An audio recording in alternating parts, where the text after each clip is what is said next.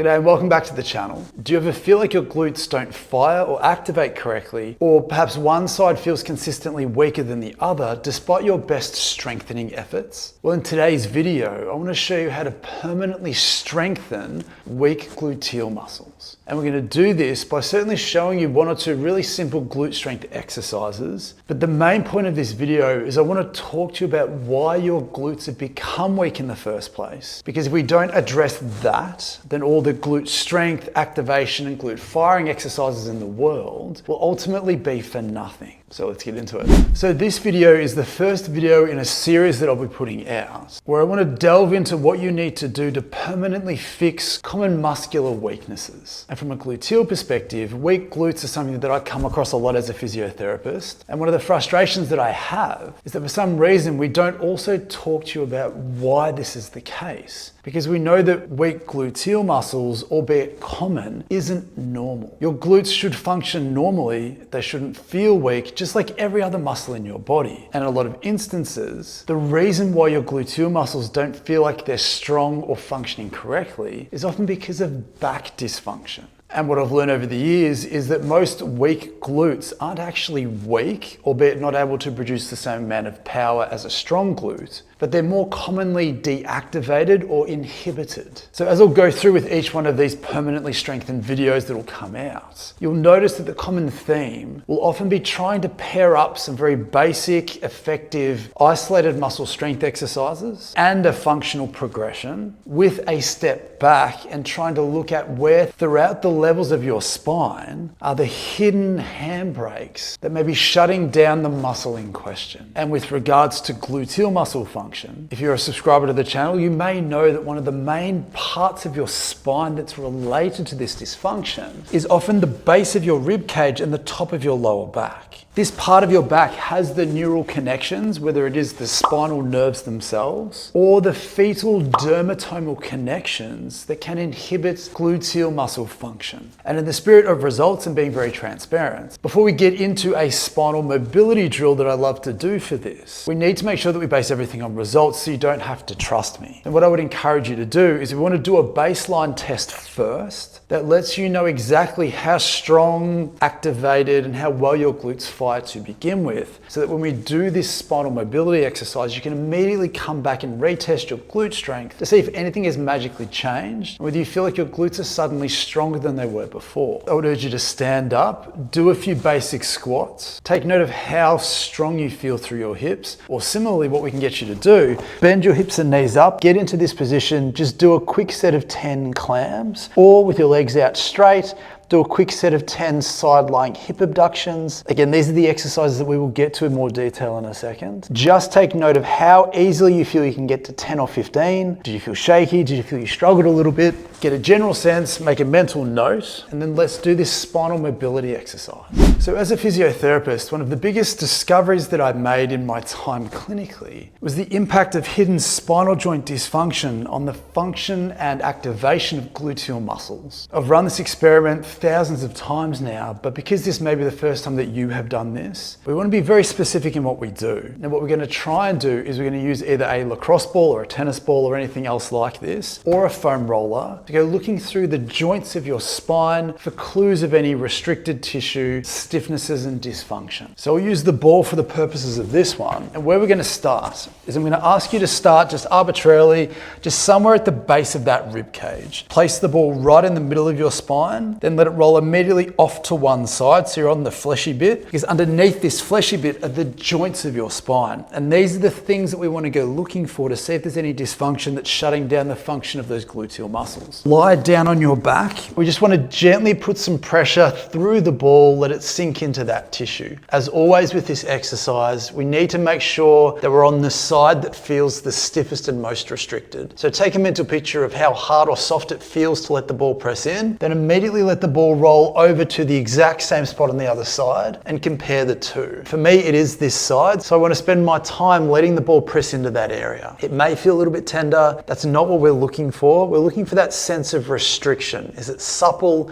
Is it dense? Does it feel thick? Does it feel soft? soft. And then what I'd like you to do is from this point is just systematically work up a little bit and work down a little bit just to assess all the joints in that area to again figure out which ones you feel are the most restricted. All I would like you to do is just let the ball press in. Let it sink through any of that thickened, tightened muscle tissue, but let it just start to affect the joints of your spine. Hang out here for 30 seconds, 60 seconds, a couple of minutes, whatever you feel it takes to feel like this section starts to soften a little bit. And then from here, just move the ball up a little bit or down a little bit and just capture all the spots that you feel are relevant. And once you've had enough of that, what I'll ask you to do is immediately roll back onto your side or stand up and do your squats again, whatever you feel you did before. And then immediately reassess how you feel your strength is. Do a set of 10 again in both exercises. See if you can feel an immediate sense of strength or endurance. Maybe it feels less shaky. Maybe you feel like you've got more muscular control. We're looking for something to feel different. Because if it does, then you may have just found that hidden connection that you didn't realize was there, acting behind the scenes, shutting down the basic function of your gluteal muscles. And as I will continue to promote through these videos, if you aren't pairing up basic strengthening exercises with something that also helps you get to the underlying cause of why it's become weak in the first place, then you may never realistically get to the stage where you can say that you've permanently strengthened that weakened gluteal muscle. And if you want to hang around to the end of the video, I want to talk to you about why that part of your back may have become dysfunctional in the first place, just to add a little bit more fuel to this fire. And while freeing up those stiff parts of your back may breathe some immediate life back into your gluteal muscles, because you can do two things at once, we also want to go through some isolated specific gluteal muscle strength exercises that we've already touched on a little bit. It is important to reassure you that there are a million different ways that you can strengthen your glutes. I think because we haven't paired up glute strength exercises with spinal mobility in those relevant areas, and we haven't fixed the cause of that gluteal weakness, I think that has left the door ajar for this constant exploration for the best gluteal strength exercises, because the ones that we have given people haven't cured you. But in my experience, there are a number of different ways that you can do this. The ones that I often gravitate towards are the side-lying clams and the side-lying hip abductions, because they allow me to train my patients to get a really strong, isolated, specific gluteal muscular fatigue, which then allows us to quickly progress to more functional and progressive exercises.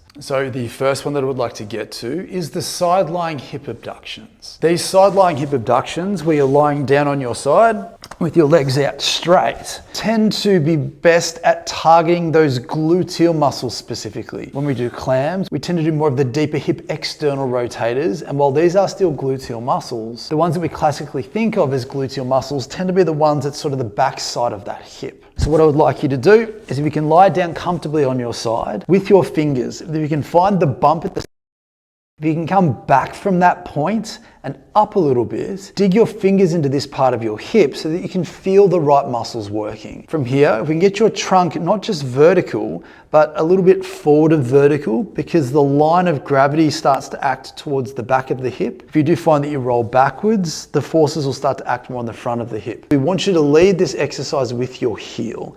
Obviously, we're going to lift your legs straight up. I want you to do this thinking of your heel leading the way. If you find that you rotate your foot backwards, you drop your heel and your foot comes up, then again, this can start to bias the tissue at the front of your hip and ask you to roll backwards a little bit. But from a good position, if you have your heel leading the way, then again, it tends to cue those muscles in a little bit better. So belly drawn in, leading with your heel, rolling slightly forwards. We just want you to come up as high as you feel you can before you feel like you start to roll backwards. So maintain that exact position. If it's only up to here, that's perfectly fine.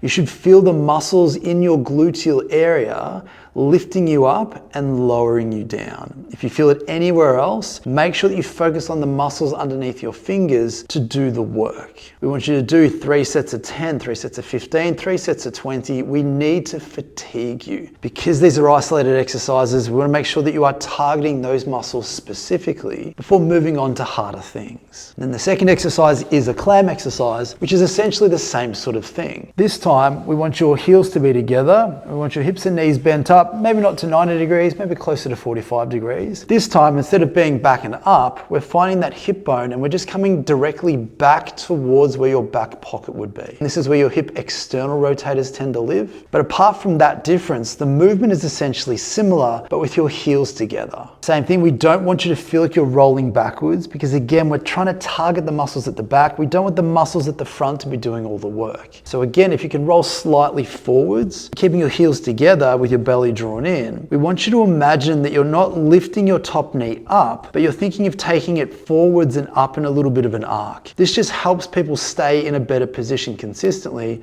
without rolling backwards. So keeping everything in a good position, belly drawn in, fingers in your butt cheek, coming out and up as high as you feel comfortable, and then coming down again. Same deal as before. Do your 3 sets of 10, 3 sets of 15. Go looking for fatigue, just to guarantee that your brain and nervous system realize that it wasn't quite good enough at the thing that you just asked it to do, which prompts it to come back better the next day. But as I mentioned, that stuff is fantastic in isolation, but will not cure you of your hip muscle weakness unless we pair it up with improving the function of your lower back. And then once you feel like you've mastered those strength exercises, you're starting to feel less and less fatigue, and you feel it's time to progress further, we can then start to add bands and also start to progress towards more functional strength exercises, which we'll get to if you remember. So if you'd like to watch the extended cut of this video and get all the other exclusive content as well, please consider becoming a member. It just really helps support me and the channel and allows me to keep doing this. But as promised, the next thing that we want to get to is we also need to understand why that exact part of your back that may have been shutting down the function of your glutes is there in the first place. So if you've been a subscriber to this channel for a while and you've seen some of the other permanently loosened videos that I've done, you may recognize a similar theme. One of the most common conversations that I need to have with patients based on the evidence that's in front of me is when we're trying to understand why a specific part of your back has become dysfunctional. We often want to turn to the everyday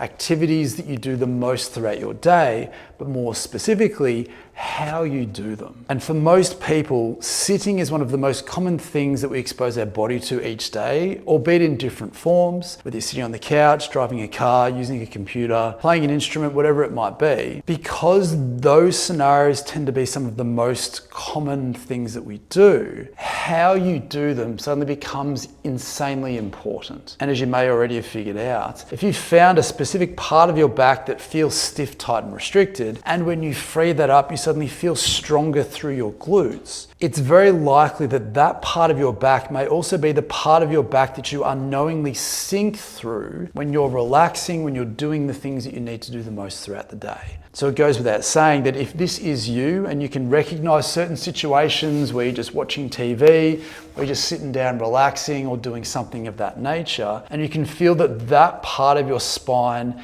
is the part of your spine that you've unknowingly hinged through for a period of time, your gluteal muscles will never feel consistently strong unless we do something like this, where we take you from a slouchy posture where there's load and tension going through there, asking it to be dysfunctional, setting off a chain reaction of events that affects your hip, to then loading things up more evenly so your spine is being loaded as a whole, taking the tension off those areas as you free them up and as you reclaim some of that gluteal strength. We need to prioritize being in more up, tall, neutral spinal positions. Now this can feel uncomfortable for people if they haven't done it recently. Sitting cross-legged in this position does require a little bit of hip flexibility. It does make this a little bit harder. But if you're sitting on a chair or sitting on a couch, you should be able to get into this position more effectively. But further to that, you may need to put in a rolled up towel or a rolled up cushion to buffer that shape so that when you are engrossed in what you're doing, you don't naturally start to sink back into that shape again, putting a handbrake on your progression through the concepts in this video. And as simple as that sounds, that is often the main hidden underlying cause of why your gluteal muscles may have become weak in the first place. All the strength exercises that you are doing will hopefully keep your hips feeling strong in the short term, but as soon as that drops off, if this persists, then there's every chance that those gluteal muscles will slowly revert back to the way that they've always been. So please make sure that you work hard on improving that and putting some things into place, some systems into place, so that when you aren't paying attention, you're still being held in a good position. So with all that being said, let me know in the comments below, how did you find the techniques in this video? What happened to your gluteal muscle strength strength when you freed up your back. And if it did feel substantially better and you're starting to turn your attention to those postures that you need to improve on, which are the main ones that spring to mind as being the ones that you feel you need to improve upon the most? If you found this video helpful and insightful, please let me know by leaving a like on the video and subscribe to the channel if you want more content like this from me. As mentioned before, please consider becoming a member if you want more exclusive content from me and extended cuts of most of these videos. It genuinely helps me do this day to day, and your support's greatly appreciated. Further to this, if you are someone who's been struggling with gluteal weakness or something like that for a while now and haven't really found anyone that's been able to help guide you through this process, I offer online consultations. And if you're interested in having me try and figure this out for you, please click on one of the links below. But having said that, thanks for watching. I hope you can feel some life coming back into those glutes and hope to see you next time.